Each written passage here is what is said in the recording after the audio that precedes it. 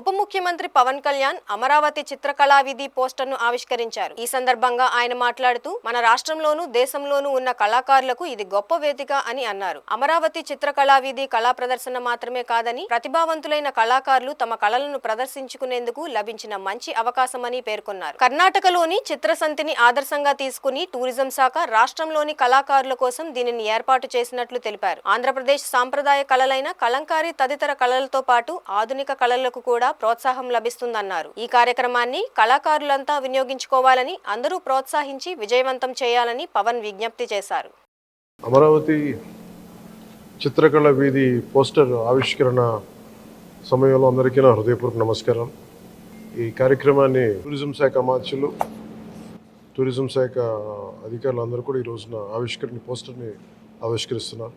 ఇది ప్రతి ఒక్కరూ దీంట్లో పాల్గొని దీన్ని విజయవంతం చేయవలసిందిగా కోరుకుంటా ఉన్నాను. ఇది కేవలం ఈ అమరావతి చిత్రకళ వీధి అనేది ఇది కేవలం ఒక కళా ప్రదర్శన మాత్రమే కాదు, మన రాష్ట్రంలోని మరియు దేశవ్యాప్తంగా ఉన్న కళాకారులకు చాలా వారి వర్క్ని, వారి కళను చూపించుకునే అరుదైన అవకాశం ఇది.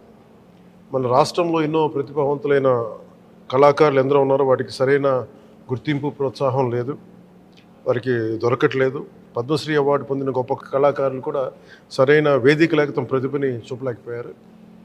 కానీ అమరావతి చిత్రకళా వీధి ద్వారా వారు తమ కళని ప్రదర్శించుకునే అవకాశం ఈ రకంగా కలుగుతుంది. ఈ కార్యక్రమం ప్రత్యేకించి కర్ణాటకలోని బెంగళూరులో చిత్రసంతి అనే ఆదర్శంగా తీసుకుని మన ఆంధ్రప్రదేశ్ని కళాకారుల కేంద్రంగా మారుస్తుందనే లక్ష్యంతో ఈ రోజున టూరిజం శాఖ అమాత్యులు దీన్ని ముందుకు తీసుకెళ్తున్నారు.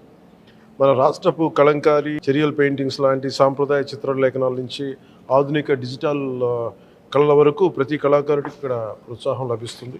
కళలు మన సంస్కృతికి మూల ప్రాణాలు. ఈ ప్రదర్శనలు కళాకారులకి ఆదరణ ఇచ్చేలాగా, ప్రజలకి కళలో ఆసక్తిని పెంచేలాగా ఉంటుంది. ఇది ఒక గొప్ప అవకాశం. ఈ అవకాశాన్ని అందరూ సద్వినియోగం చేసుకోవాల్సిందిగా మనస్ఫూర్తిగా అందరినీ కోరుకుంటున్నాను.